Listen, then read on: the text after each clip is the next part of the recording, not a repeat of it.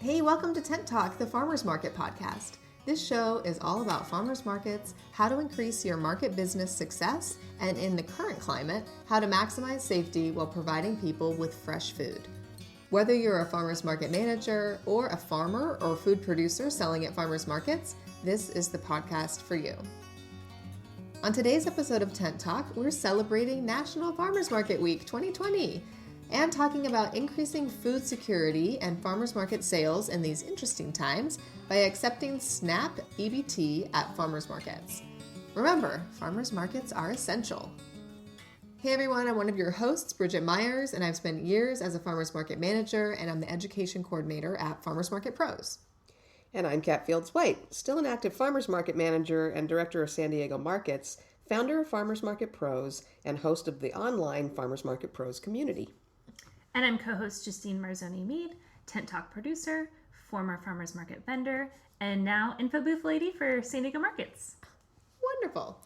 Well, welcome back to Tent Talk, everyone. And happy National Farmers Market Week 2020. That's just starting, did it start yesterday? Today? Mm-hmm. Yeah, it's yesterday on the second. Yeah, on the Sunday. So we hope that you're all having fun, celebrating that one way or another at your markets, however that may look like this year. Posting on Instagram, Yeah. putting on those tattoos Oh, that I the kind Farmers of Market miss like Coalition taking sent people's out. hands and doing those little I Love Farmers Market temporary Oh. tattoos. But I feel like we shouldn't be taking people's hands at the market Yeah. now. Let's not. So we're just handing them out, Yeah. sending them home with folks. They should make I Heart Farmers Market face masks. Oh. It's way too late to tell Farmers Market know. Coalition that, but that would have been a really good idea. Interesting. I wonder if for our Saturday market we can get like a little decal people can stick on there. Oh, there you go. We have 6 days, so Could we they can plan on it. tattoo their mask between now and Saturday? We could put tattoos on our foreheads. Yeah. Or cheeks. Yeah, cheeks. Yeah, that's what my kids do, is put all over their faces. Those are so fun. Well, we can use photos and Instagram and all those fun things to celebrate this year, so we don't have to hold hands with our customers. No holding hands this year. Well, we're also going to talk about some other things today. The USDA recognizes more than 3,500 farmers markets and direct farm marketing organizations as eligible to accept SNAP EBT. So that's food stamps for food access. With record numbers of people out of work or underemployed during COVID-19, these programs that increase food security are even more important. They do mean extra work for farmers markets teams, though, as we know. And many of those teams are already under added pressure. That's a nice way to put it. Added pressure. Kind euphemism. Yeah. I feel like a little oyster with it's going to have a pearl under pressure instead of like a Yeah. frazzled it. mess. Or I a like that. diamond. A diamond. Or a diamond. We're all going to be diamonds after this. Oh boy, I All this hope pressure. so. So today we're going to just do a quick overview of the issues on this short episode. Obviously, there are tons of things that we could discuss with food access, SNAP, and EBT. So we're going to be following up on our online Farmers Market Pros community on Facebook, and also in upcoming episodes, we'll talk more about how to get this set up, or some additional resources for you if you're a farmers market operator. Yeah, we'll bring in some experts at that point because there's some things that are in the works. Farmers Market Coalition, who of course really promotes and runs the gauntlet and gets us ahead on National Farmers Market Week, is also the group that does so much with policy. And so they're really campaigning to promote some new initiatives to get Congress to, put some more money into the EBT SNAP program. So we should have some news, some more developing news kind of as the months go on. They might be busy this week with farmers market. They're busy this week. This is going to take some months to accomplish Yeah. some of the things that they're working on, but it means that we'll have even more to say soon. Yeah. And then while there are a lot of markets that do accept EBT and SNAP, there are also many that don't accept it. And we actually operated for a few years not accepting it just because it's really daunting. And people often ask why an organization wouldn't offer that option. So we have some of those answers as an organization that didn't, and then kind of morphed into organization that does and really sees the benefit and value of that. And we're actually, in our area of the country, our county in particular, we're one of the few organizations that are accepting EBT SNAP. Mm-hmm. Yeah, in our area. I know it's really prevalent. I know at the conference I talked to a lot of farmers market managers at our Farmers Market Pros conference earlier this year who were like, yeah, of course we accept it. What's the problem? Why don't people? And I'm like, oh, that's so strange because in San Diego, locally here, not all of the markets do. And I know it's like a lot of red tape and stuff, but in a lot of places, it's just kind of, you open a market, you get the system set up to accept it. Right. So Yeah, when we were, there was a time where I think we were doing 5 markets a week, and only the San Diego markets that y'all operated were the ones that accepted EBT. So yeah, and I think there's hopefully all of our food makers and farmers that listen to this episode, this will kind of shine some light on, or fill in some gaps, because as a vendor, I didn't know why San Diego markets offered EBT and the other markets we did not. So Right. yeah. Well, and the other thing that farmers and food makers can get out of this is you need to make it clear to your farmers market managers that EBT is a really good thing for you. Yeah. So we had started out doing it as a good thing to do for the community. It's just a good thing to do. You want to help people that are food insecure get better food. Yeah. And what's a better way to do that than to make them be able to shop at farmers markets with their EBT benefits? Yeah. And that wasn't always legal, so that was part of the problem. Is markets that started a long time ago, the USDA didn't used to let farmers markets accept EBT. And it's still a little bit of a battle. The application is definitely geared to grocery stores. Gotcha. So that's part of the problem. So some of your older markets even don't do it because it just wasn't an option when they started out, and maybe it hasn't occurred to them as they've grown. But some of those folks you were talking to at the conference, a lot of times there's a really good central organization that has all that information, that has the ability to do grant funding to cover some of the expense required to take EBT SNAP. Yeah. There's a lot of an extra employee expense. It's extra bookkeeping, and it's physically having somebody in an information booth at the market to handle those transactions. And That's training. something you got to pay. Yeah. Training. You can't for mess it that. up. I mean, it has to be done in a certain way, and just materials, having those bucks or coins or whatever you're using. So Yeah, so it's more complicated than just, hey, let's take EBT. yeah, let's just sign up online. Like, it's Right. not like a form that you fill out and then you're good to go. Like, it's a complicated process, as it should be, because it's a federal program and it should be regulated and it should be monitored, but still it's not as easy as just a one person show that's running a market can just get signed up and get ready to go. Yeah. They can, Yeah. but it's hard. It's hard, And it's yeah. intimidating. And so I think that's what sets a lot of people back. We're just working right now with a new group that we've trained to manage farmers markets. And we've been doing a third-party service to them and helping them take EBT through our registration. And so we're making them, we're suggesting, we're making them get their own EBT account. And so we're working our way through that. And as usual, it came to a screaming halt when the principals of that business realized that they would have to turn in their Social Security numbers. And since California is a community property state, they would have to turn in their spouse's Social Security numbers. Oh, wow. Yeah, so that's what They're slows a lot of people responsible for down. Used to be with the business improvement districts that sponsor and host a lot of farmers markets. If they apply as an organization, everybody on their board would have to supply their own personal Social Security numbers, not their tax ID number, their Social Security number, and the spouse of every board member for that organization would have to supply their personal Social Security number. And that's intimidating. It is. Yeah, so that's really what backed a lot of people off of doing it, and that's one of the reasons I think in San Diego it's fairly unusual, is because so many of our farmers markets are efforts that coordinate with a business improvement district or a neighborhood association, and so those board members get kind of skeeved out. So we've had to figure out ways that individuals can take on that responsibility as a third-party representative, or a director of an association has sometimes set themselves up as a third-party administrator, or a group like ours that manages markets, as our whole function ends up doing it. So it's kind of scary. And when they're asking you for your Social Security number, they're being really clear about the fact that this is not just a marketing program. It's a USDA federal program.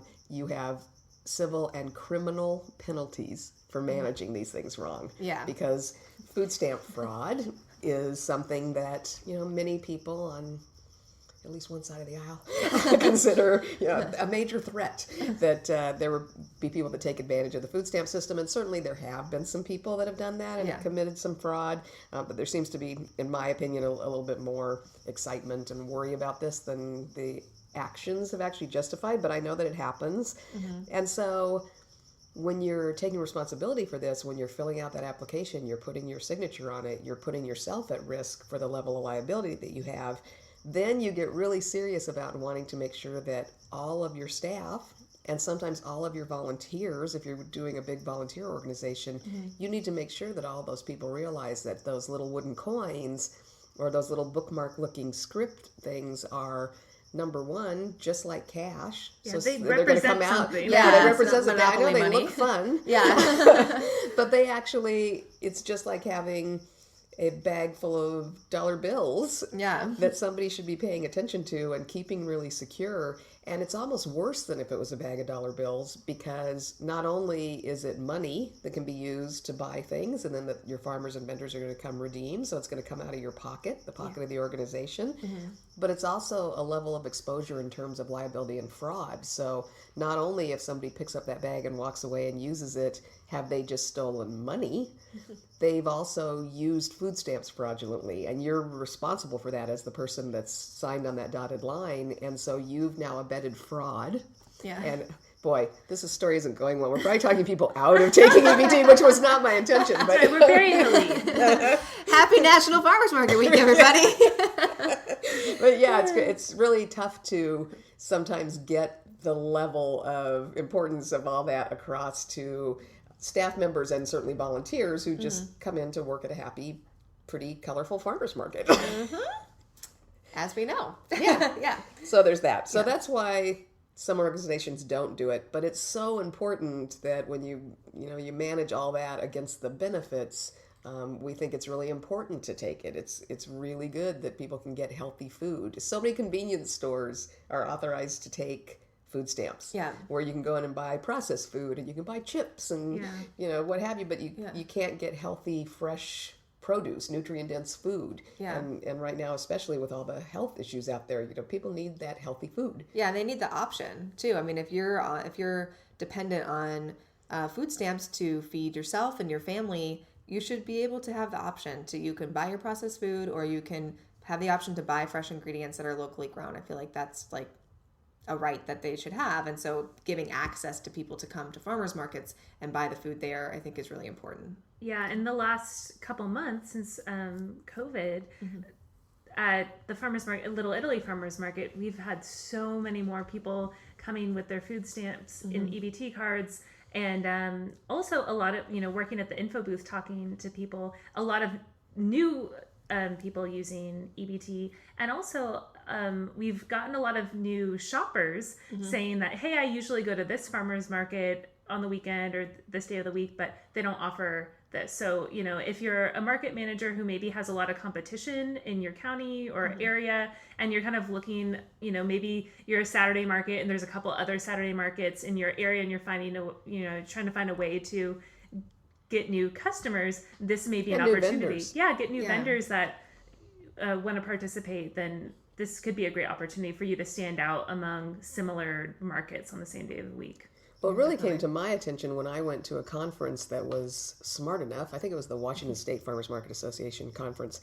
They had a panel with farmers on it and vendors, and the question was, what can a market manager do to entice you to participate in their market? Yeah. What are the kind of things that you can do to get the quote-unquote good vendors, good farmers to come to your market? And almost across the board, everybody on that panel, one of the things they mentioned was take EBT, because it infuses so much more money into the market. Yeah. When you think about markets that are redeeming $400 a week, or I've talked to market managers that are doing a couple $1,000s a week in EBT, that money flows directly to your farmers and vendors. So it can make a big difference in the amount of sales they make each day. And that's, frankly, folks, that's why they want to come back. They're at markets because they need to sell their products. To make money, yeah. So it's not even about like a food system justice for them. Sometimes it's like, oh, this is actual money coming to my booth, because if you don't accept EBT or are not familiar with it, they get the script through the info booth, and then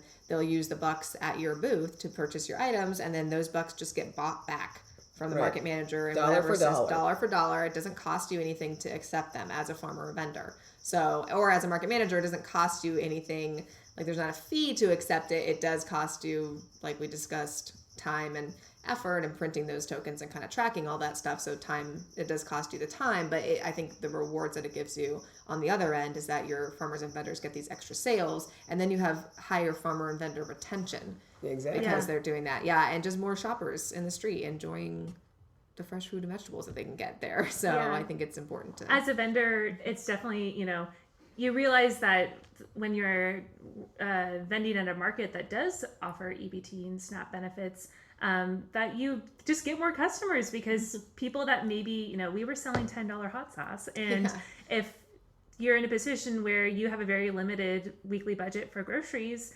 you probably aren't putting $10 hot sauce on the top of your list. But, if you are able to redeem some of your EBT or SNAP benefits at the farmer's market, then all of a sudden that, you may be able to afford to, treat yourself once in a while to that. So I think it's definitely something that can help vendors and farmers as well as market managers. Yeah, and just the customers in general. Like if I'm getting EBT food stamps and I'm going to bring my card to the market, I might bring a friend with me to go shop at the market, and they might not be on EBT, but they come and they just do their weekly grocery shopping at the market with me. So it's like kind of that trickle effect where it's like you're bringing those shoppers to your market because you're offering a service for them and you're offering a way for them to use their benefits at your market. But then they're telling their friends, hey, this market's really great, just come down there. And their friends may or may not be using EBT, but they're just coming to purchase goods. Yeah, so taste these strawberries. Yeah, exactly. So just kind of widening your circle of people that are included in your shopper community is always a good thing, and EBT is a great way to do that. It is. Yeah. Mm-hmm. We like to pump it up even more, and a lot of markets do, and a lot of them have gone way deeper at this than we have, but especially the ones that are backed up by good organizations that have the bandwidth and the knowledge to use grant funds well.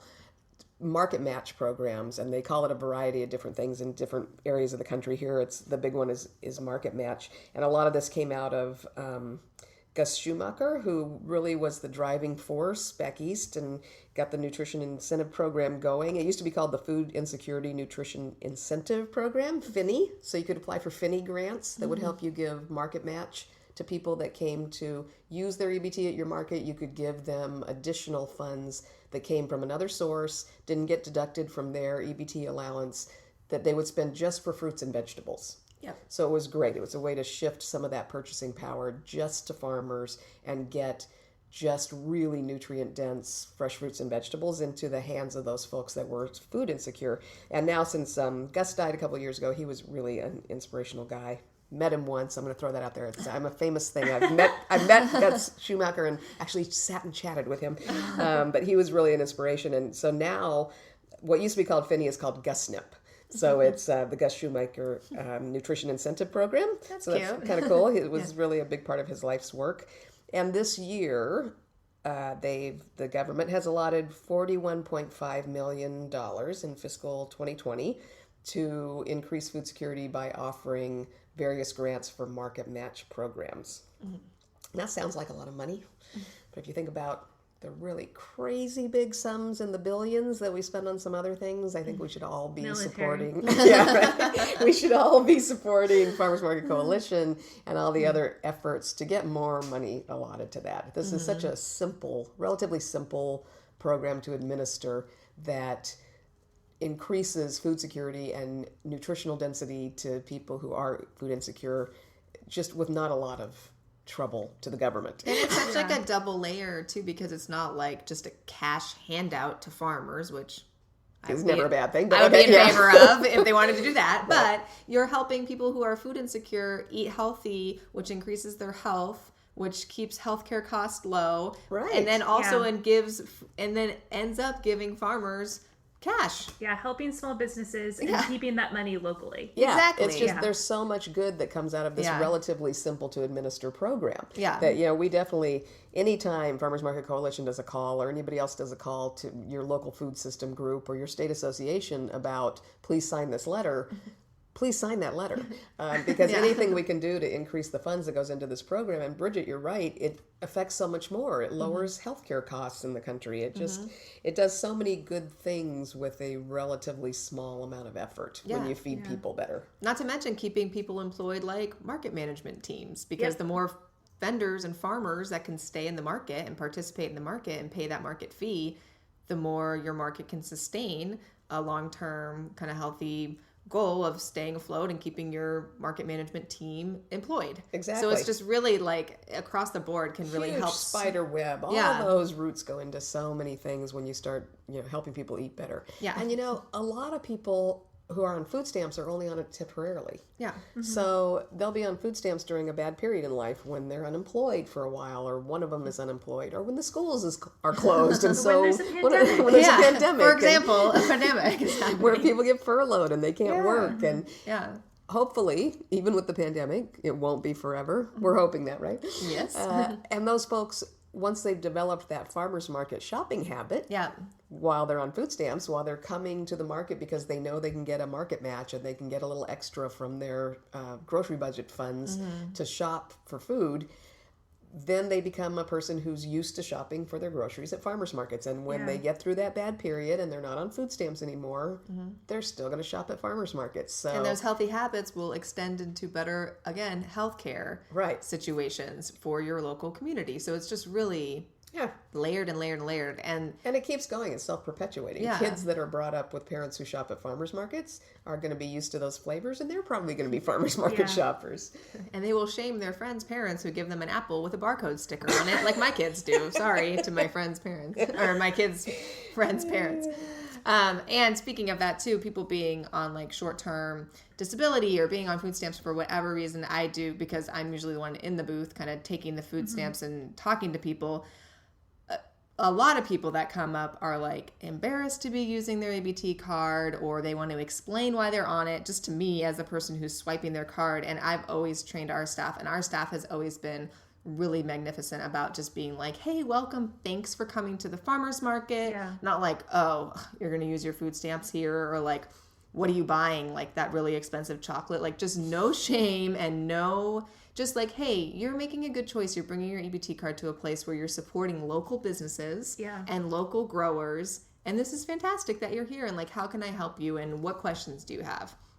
People will say, oh, I've never used EBT before. I've never been on it. I've never taken a handout. I've never been on assistance. My mom just got really sick and I had to quit my job to take care of her, or whatever. Like, whatever reason, I just feel like you should just always be like, hey, you're a shopper at this market. You're here trying to support. What I think of them is they're just here to support local farmers and local vendors. And hey, that's the business that I'm in too. So like we're partners in this. So just really making it really an accepting environment for them, because people do like feel uncomfortable sometimes when they're coming to use their EBT card at your market. Especially for the first time. And we have a really fantastic booth that has signs on it that says EBT and SNAP on it. So we have a lot of people that come up and say, hey, your booth says EBT SNAP. What does that mean? And we'll say, oh, well, we accept EBT SNAP. And they're like, what? And they get so excited. And you kind of see all of a sudden this person realizes that they have the ability to shop at the farmer's market. And I think that means so much to people that feel, there is, again, this sense that farmers markets are so much more expensive, or they're only for a certain type of shopper, or they're,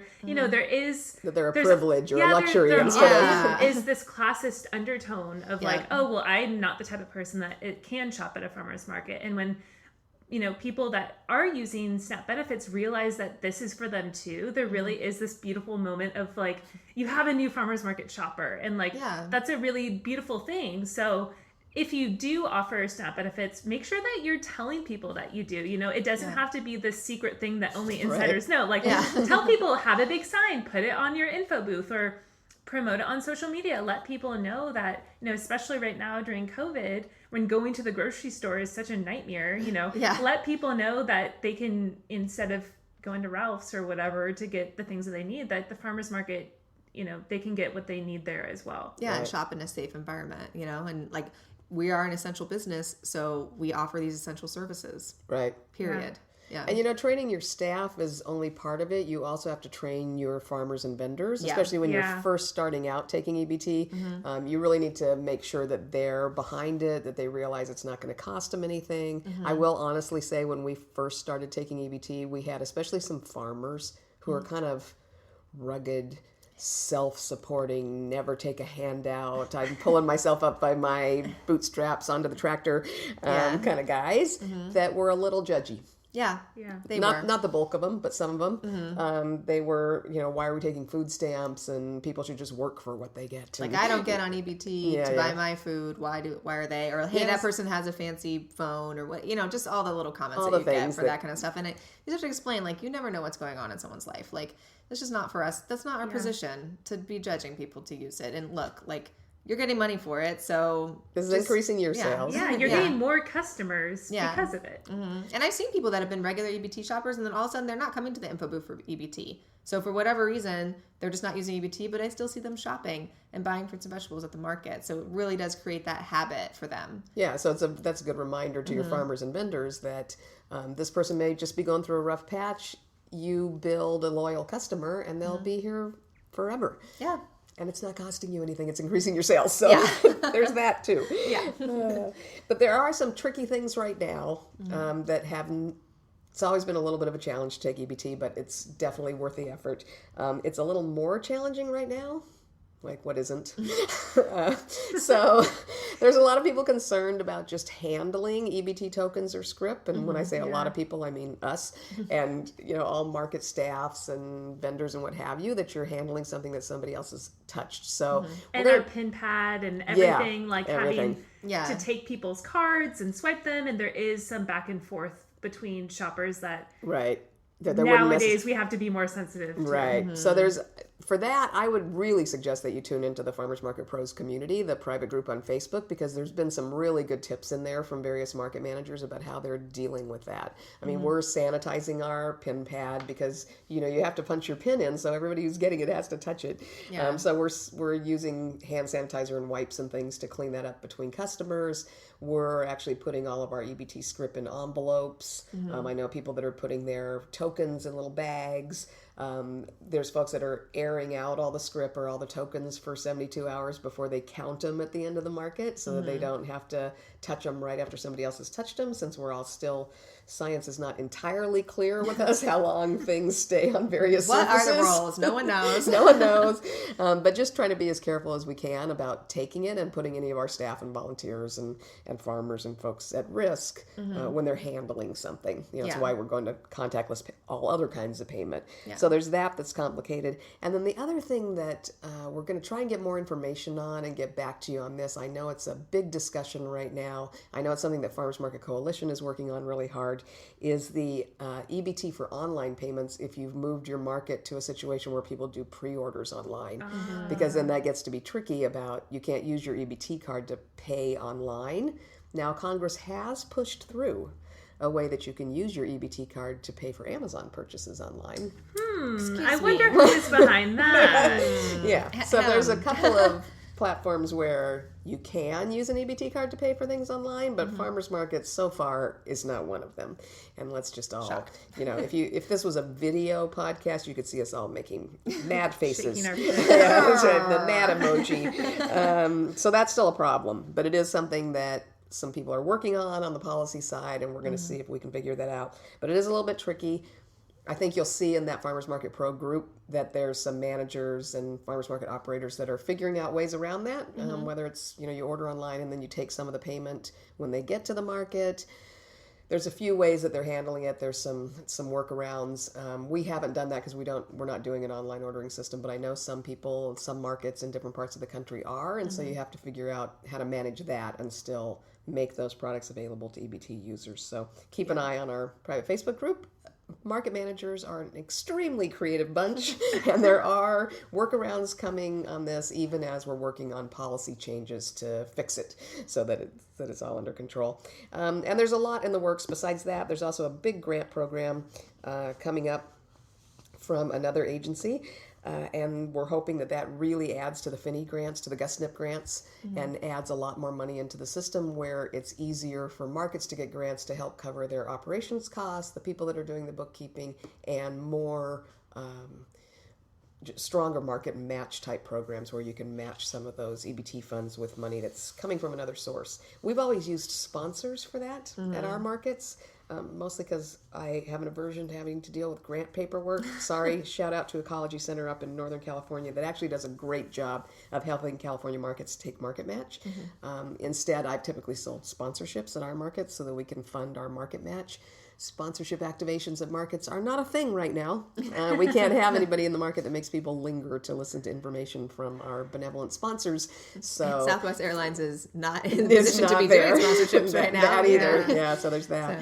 So market match is getting trickier, honestly, on a just where is this money coming from to fund market match kind of basis. So again, our pockets. Our pockets right now. Yeah. But in the group, there's some comments about that and how to look for other sources of funds to do that. We're also discussing in upcoming episodes how to get sponsors in other ways. When you can't offer them a booth space, what other kind of benefits can you offer sponsors? And there's some people doing really good work around that topic all over the country. So we'll be talking about that too, because market match is one of those things that's always benefited a lot from sponsorship dollars. So we need to keep figuring out how to keep those sponsorship dollars flowing. Or if you're doing a market membership program at all, you can always say in there, hey, do you want to do your market membership? And then do you want to do $5 a month extra that will be considered sponsoring the market match program that we have at our markets? And I know a lot of shoppers would be really into that and really supportive of, keeping that program growing because they believe in, getting healthy food out to their community. So I think especially right now, with,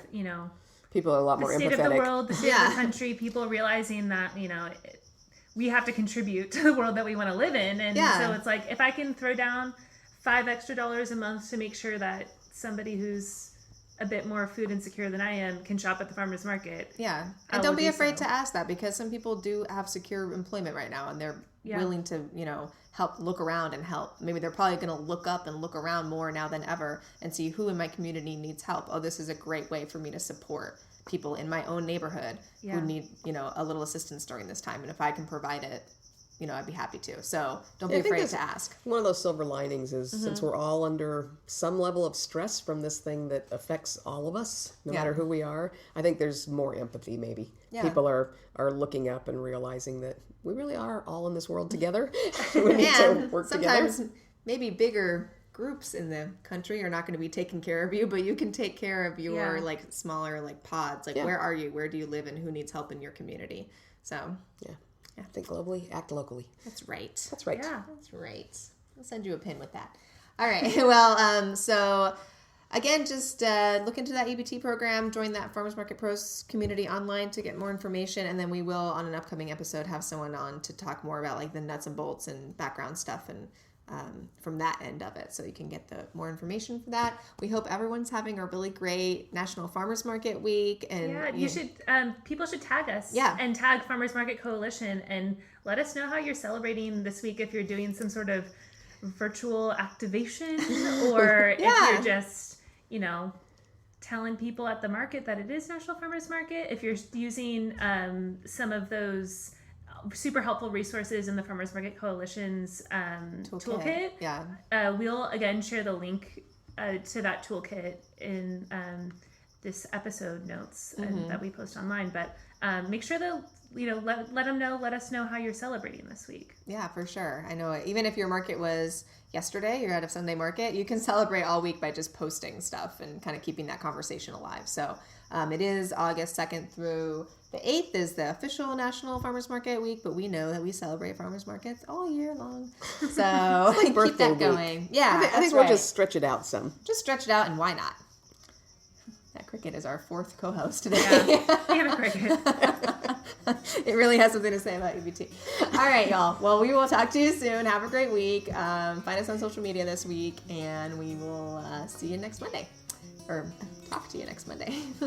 To hear what's happening in various parts of the country or share what's happening in your area, we have terrific conversations and people sharing resources over in our private Facebook group, the Farmers Market Pros Community. Feel free to come over, answer the 3 qualifying questions, and join that group. You can also message us on Instagram at Farmers Market Pros or send us an email at connect@farmersmarketpros.com.